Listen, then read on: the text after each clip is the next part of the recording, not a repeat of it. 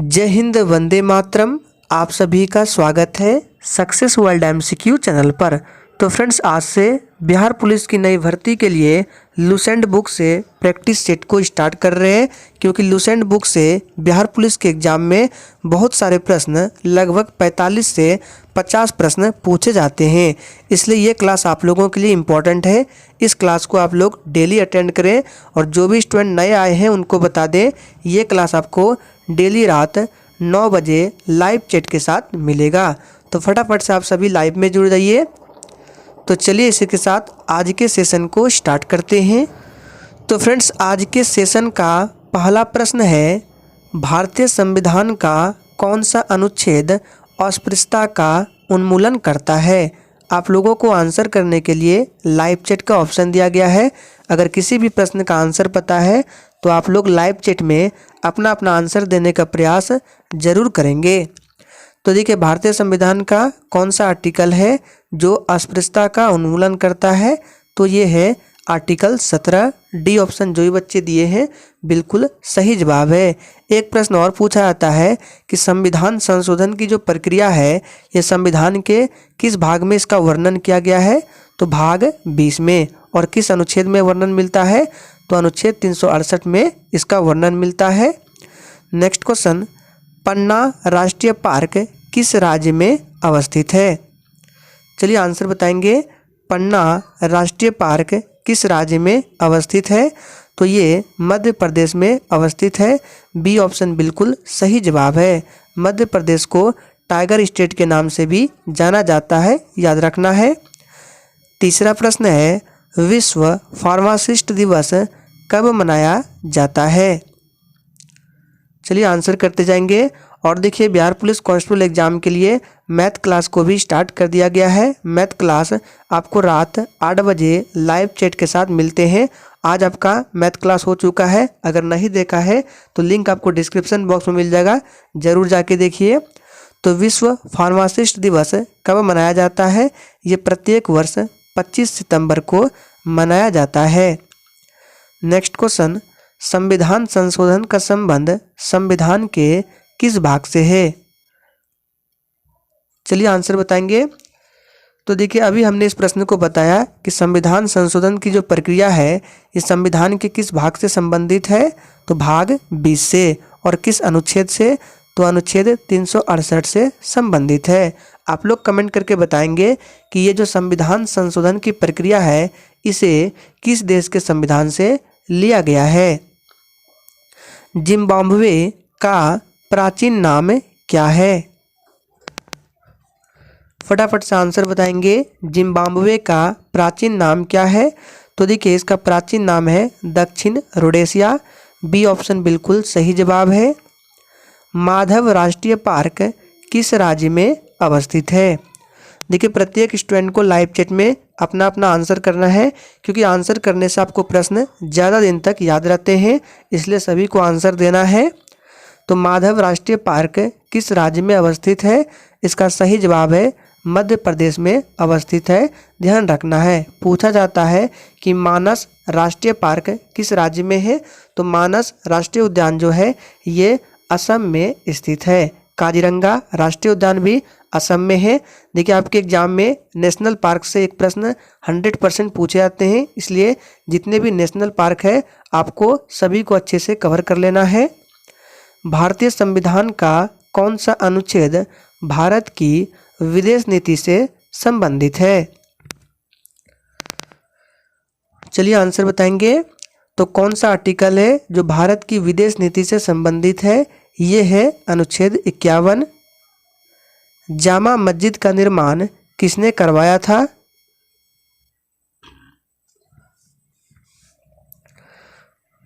Times up.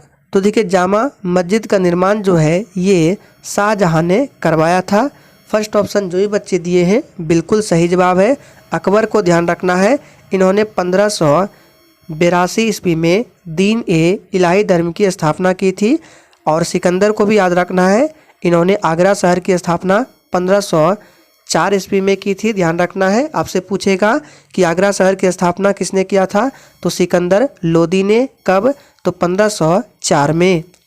Next question, Rajbari bison national park किस राज्य में अवस्थित है?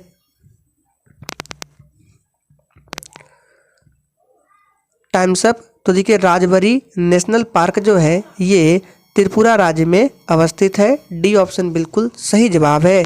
त्रिपुरा भारत का एक ऐसा राज्य है जो 3 ओर से बांग्लादेश से घिरा हुआ है। इसकी राजधानी अगरतला है। आगा खां कप किस खेल से संबंधित है? चलिए आंसर करते जाएंगे। और फ्रेंड्स आप लोग ध्यान दें, बिहार पुलिस कांस्टेबल एग्जाम के लिए आपको डेली 2 टाइम क्लास करना है, एक रात 8:30 बजे और एक 9 बजे जो अभी चल रहा है। 8:30 बजे प्रैक्टिस सेट कराया जाता है, तो उस क्लास को भी आप लोग जरूर अटेंड करें। तो देखिए आगा खां कप किस खेल से संबंधित है? तो ये हॉकी से संबंधित है। आपसे पूछेगा कि डूरंड कप किस खेल से संबंधित है? तो ये फुटबॉल से संबंधित है। आपसे पूछेगा कि संतोष ट्रॉफी किस खेल से संबंधित है? तो ये भी फुटबॉल से संबंधित है। नेक्स्ट क्वेश्चन देखिए, पौधों की वृद्धि को मापने के लिए किस यंत्र का प्रयोग किया जाता है? चलिए आंसर बताएंगे। तो देखिए पौधों की वृद्धि को मापने के लिए किस यंत्र का प्रयोग करते हैं? तो केस्कोग्राफ। सी ऑप्शन जो ही बच्चे दिए हैं बिल्कुल सही जवाब है। भारत के प्रत्येक नागरिक का कर्तव्य होगा प्राकृतिक पर्यावरण का संरक्षण एवं सुधार, ये किस अनुच्छेद में बताया गया है? चलिए तो देखिए दोस्तों इसके बारे में अनुच्छेद 48A में बताया गया है। डी ऑप्शन बिल्कुल सही जवाब है। कर्तव्य से एक प्रश्न याद आ रहा है कि मौलिक कर्तव्य किस देश के संविधान से लिया गया है, आपसे पूछेगा तो आपको बताना है इसे रूस देश के संविधान से लिया गया है। वर्तमान समय में कितने मौलिक कर्तव्य है? तो 11 मौलिक कर्तव्य है। और मौलिक अधिकार किस देश से लिया गया है? तो मौलिक अधिकार को यूएसए देश के संविधान से लिया गया है। वर्तमान समय में टोटल 6 मौलिक अधिकार है। इन सभी बातों को ध्यान रखना है। नेक्स्ट क्वेश्चन, मुरलेन राष्ट्रीय पार्क किस राज्य में अवस्थित है?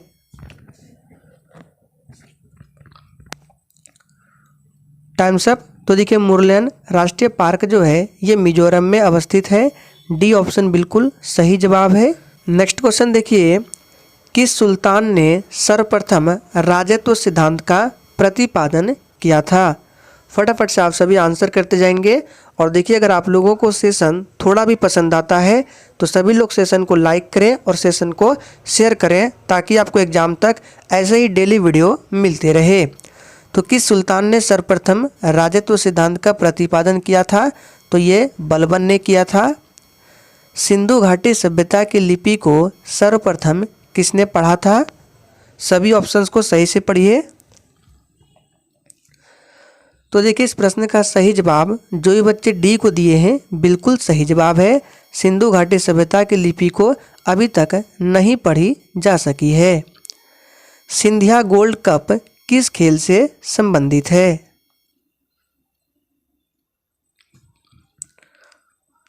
तो देखिए सिंधिया गोल्ड कप किस खेल से संबंधित है? तो ये हॉकी से संबंधित है। जल्दपारा राष्ट्रीय पार्क किस राज्य में अवस्थित है?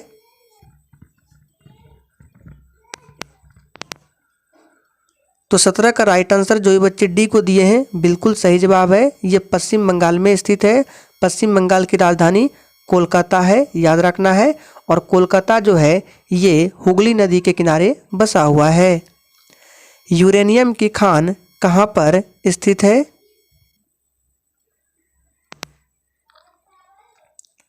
चलिए तो देखिए यूरेनियम की खान जो है ये जादूगोड़ा में स्थित है। सी ऑप्शन बिल्कुल सही जवाब है। भारतीय संविधान का कौन सा अनुच्छेद राज्य सरकारों को ग्राम पंचायत के गठन का निर्देश देता है? चलिए आंसर बताएंगे कौन सा आर्टिकल है। तो देखिए ये आर्टिकल है 40 यानी कि अनुच्छेद 40 है जो कि राज्य सरकारों को ग्राम पंचायत के गठन का निर्देश देता है। 1 माइक्रोन बराबर होता है। चलिए आंसर बताएंगे 1 माइक्रोन बराबर कितना मिलीमीटर होता है? तो देखिए 1 माइक्रोन बराबर 0.001 मिलीमीटर होता है। बी ऑप्शन जो भी बच्चे दिए हैं बिल्कुल सही जवाब है। मुक्त रूप से निलंबित चुंबकीय सुई किस दिशा में टिकती है?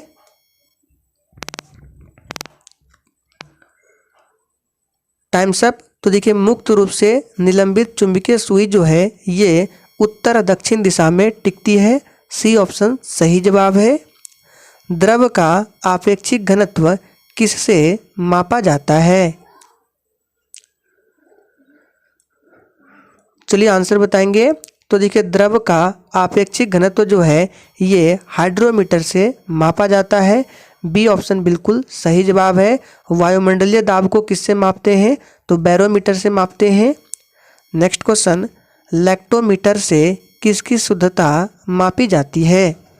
और फ्रेंड्स सेशन के एंड में आप लोग बिल्कुल ईमानदारी पूर्वक अपना अपना स्कोर देंगे कि आप लोगों ने कितने प्रश्नों के सही सही जवाब दिए हैं।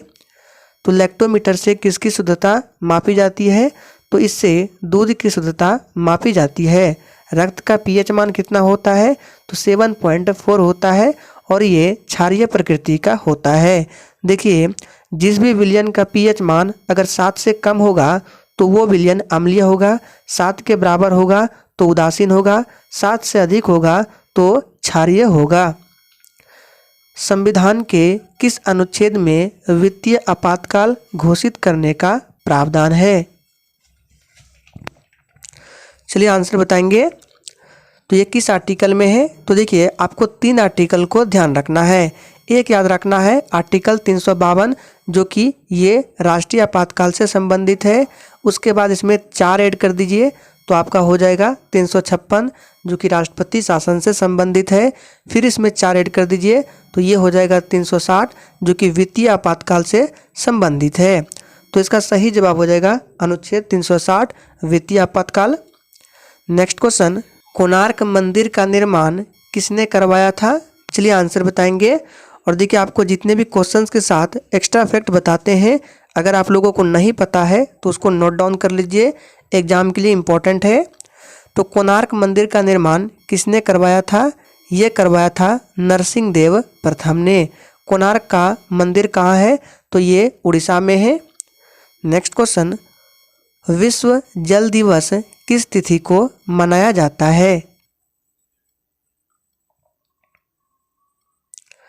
Times up.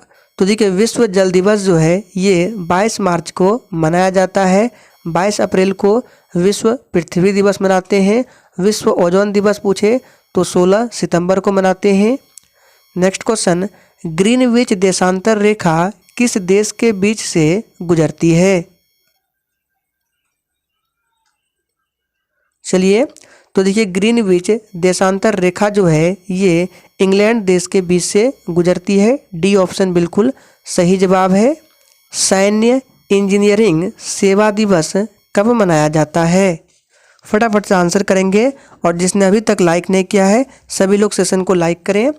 तो देखिए सैन्य इंजीनियरिंग सेवा दिवस जो है ये मनाया जाता है 26 सितंबर को। सी ऑप्शन बिल्कुल सही जवाब है। संविधान के किस अनुच्छेद में भारत के महान्यायवादी की नियुक्ति के बारे में बताया गया है?